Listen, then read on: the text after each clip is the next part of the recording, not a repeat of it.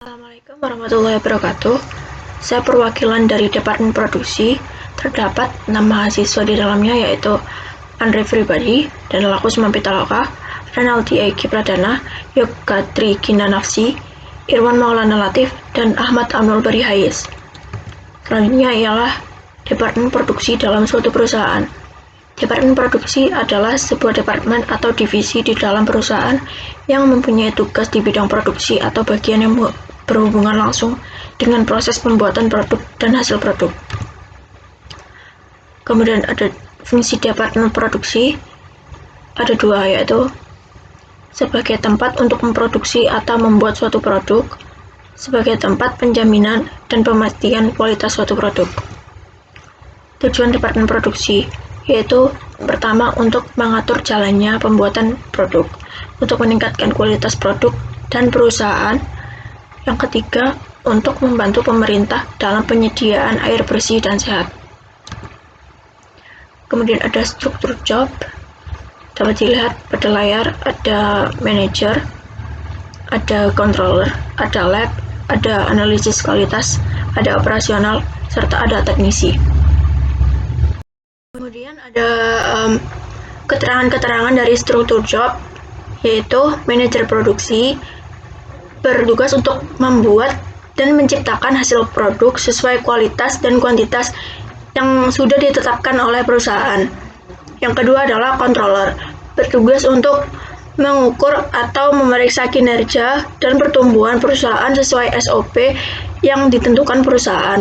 Yang ketiga ada kepala lab, yaitu bertugas untuk mengatur isi dari lab yang berfungsi sebagai adanya salah satu kebutuhan pokok dari divisi produksi yang berguna untuk mengontrol kandungan produk sesuai kriteria dari banyu.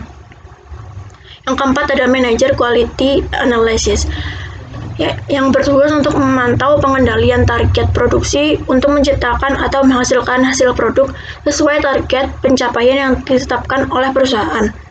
Yang kelima ada manajer operasional, mengadakan seluruh sarana kebutuhan operator mesin produksi yang berkenaan dengan proses produksi. Yang terakhir ada manajer teknisi, yaitu bertugas untuk mengatur dan mengkoordinasi para karyawan di bagian produksi untuk melakukan pengoperasian mesin produksi sesuai standar operasi mesin dalam membuat hasil produksi.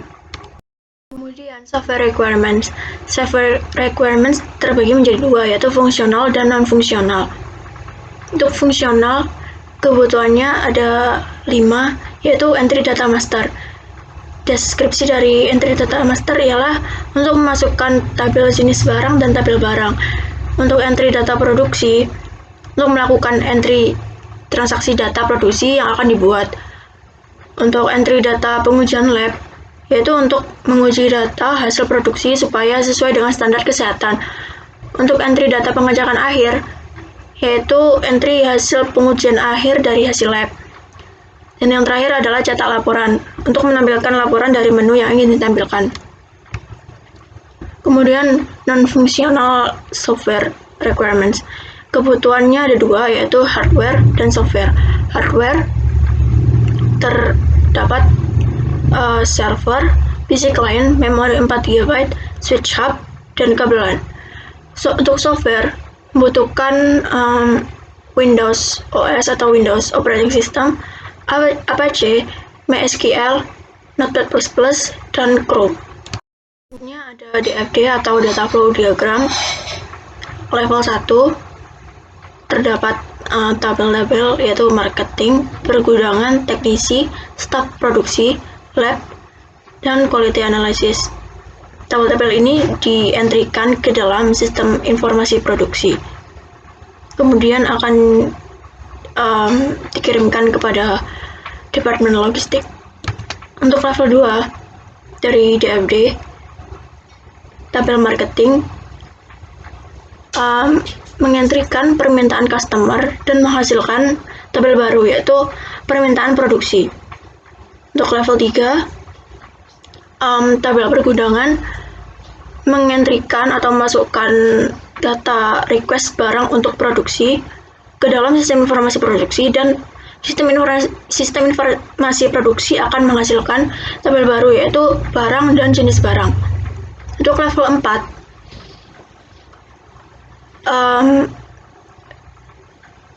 tabel baru yang ada yaitu barang dan jenis barang akan dientrikan ke dalam sistem informasi produksi, serta ditambahkan lagi tabel teknisi dan staf produksi.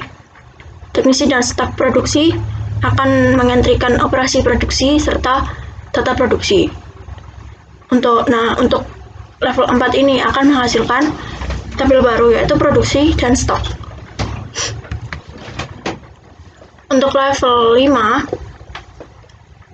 tabel baru yang tadi produksi akan dientrikan ke dalam sistem informasi produksi serta ditambahkan tabel yang ada, yaitu lab, untuk pengujian produksi.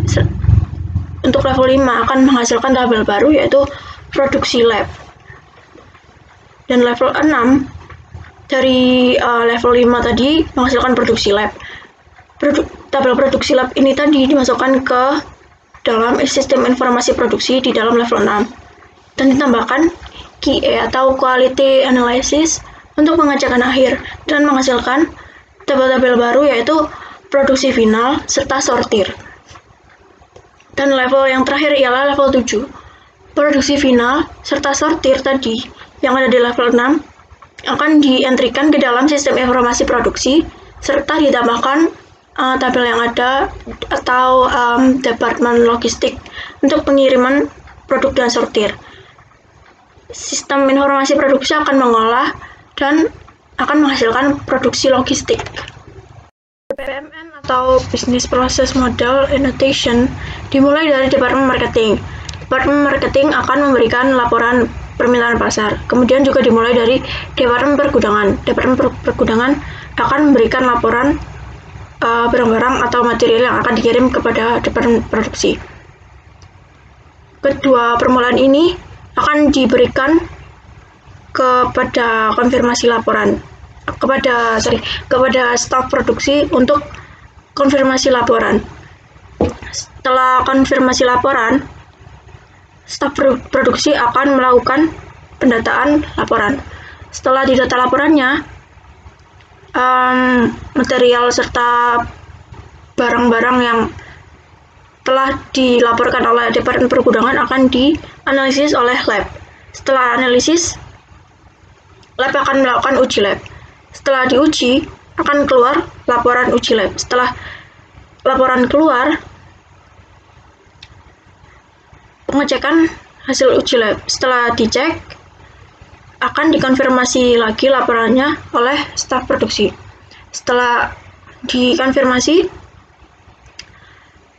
akan mendapatkan tugas baru kepada Departemen Pergudangan. Jadi Departemen Pergudangan akan mendapatkan tugas baru, yaitu untuk mengirim barang serta material kepada teknisi dari Departemen Produksi. Setelah menerima barang serta material dari Departemen Pergudangan, teknisi akan mengolah barang serta material tersebut menjadi sebuah produk. Setelah menjadi sebuah produk, akan terbagi menjadi dua, yaitu produk itu sendiri serta laporan hasil produk, yaitu yang telah dibuat oleh teknisi. Jadi kedua hal ini akan dikirimkan ke Quality Analysis yang bertugas sebagai untuk menerima laporan hasil produk dan produk. Setelah menerima laporan tersebut serta produk tersebut, akan dicek standar kualitas sesuai dengan perusahaan itu sendiri, yang dalam perusahaan banyu. Setelah itu akan mendapatkan dua hal lagi, yaitu produk final, yaitu produk yang sudah dicek standar kualitasnya, serta laporan dari Quality Analysis. Jadi kedua hal ini akan dikirimkan kepada Departemen Logistik melalui laporan kualitas yang terpenuhi, serta pernyataan ketersediaan produk dan stok. Jadi di dalam laporan ini sudah terdapat laporan stok juga yang akan diberikan kepada Departemen Logistik. Setelah itu proses akan selesai oleh simbol lingkaran merah ini. Untuk use case diagram dimulai dari marketing. Marketing akan memberikan permintaan produksi kepada staf produksi. Staf produksi akan mengolah produk-produk yang akan dibuat berdasarkan sesuai permintaan produksi yang telah dikumpulkan oleh marketing. Untuk produksi ini sendiri akan dibantu oleh teknisi. Setelah produksi jadi akan diuji oleh lab. Setelah diuji, akan dilakukan pengecekan akhir oleh QA atau Quality Analysis.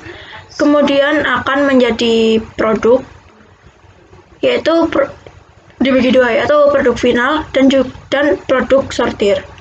Produk final adalah produk yang telah jadi sesuai standar perusahaan Banyu. Kemudian produk sortir ialah produk yang cacat serta tidak dapat dipasarkan. Kemudian kedua produk ini akan diberikan kepada logistik. Struktur aplikasi dimulai dari user login.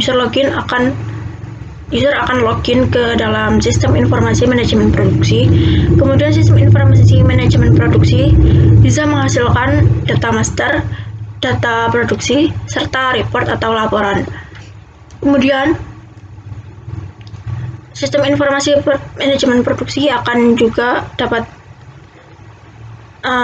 mengakses database, dan sebaliknya database juga bisa dapat mengakses sistem informasi manajemen produksi. Jadi user login dapat mendapatkan report dari database yang telah disediakan.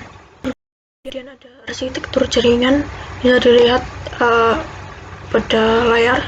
Terdapat web server, database server, switch hub, kemudian ada PC client sampai dengan N. Web server berisi coding-coding PHP yang telah dirancang, kemudian database server juga berisikan database MySQL yang telah dirancang, dan juga ada switch hub. Switch hub berfungsi untuk mendistribusikan paket jaringan atau mendistribusikan web server serta database server ke PC client. Lalu PC client ini adalah PC yang dapat digunakan oleh user yang telah ditentukan. Adalah CDM, PDM, Conceptual Data Model, Physical Data Model. Penjelasan tabel-tabel akan saya lakukan di dalam CDM.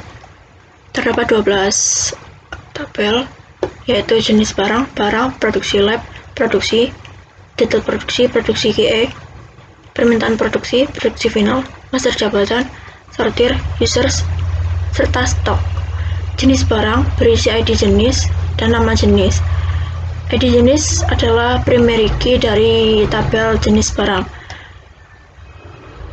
Tabel ini berfungsi untuk mengelompokkan barang-barang. Kemudian tabel barang berisikan ID barang dan nama barang. Primary key dari tabel barang ialah ID barang. Dan tabel ini berisikan nama barang-barang yang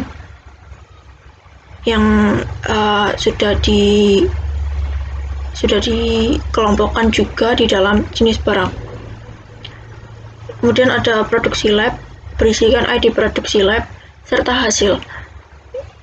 Tabel ini berisikan hasil produksi yang sudah diuji. Kemudian ada tabel produksi yang berisikan ID produk serta nama produk. Primary key dari tabel ini adalah ID produk yang bertipe integer. Kemudian ada nama produk. Di tabel produksi ini berisi nama produk yang sudah jadi, seperti air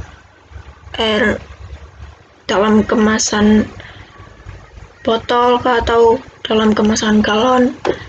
Kemudian ada tabel produksi QA yang berisikan ID produksi QA dan hasil. ID produksi QA adalah primary key dari tabel produksi QA.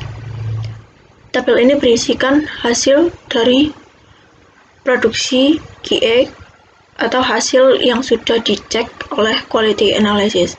Kemudian ada tabel detail produksi yang berisikan ID detail produksi, ID barang, quantity atau quantity, serta keterangan.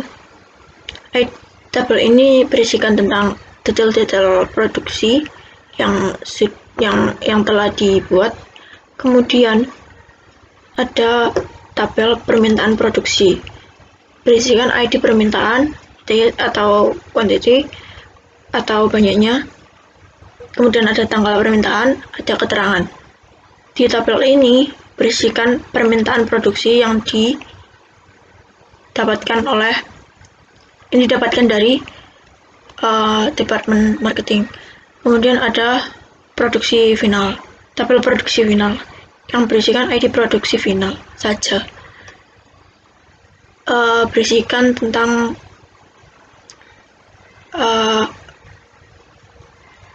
isi dari produk-produk yang telah final atau sudah lulus QA. Kemudian ada tabel master jabatan yang berisikan ID jabatan dan nama jabatan. Tabel ini digunakan untuk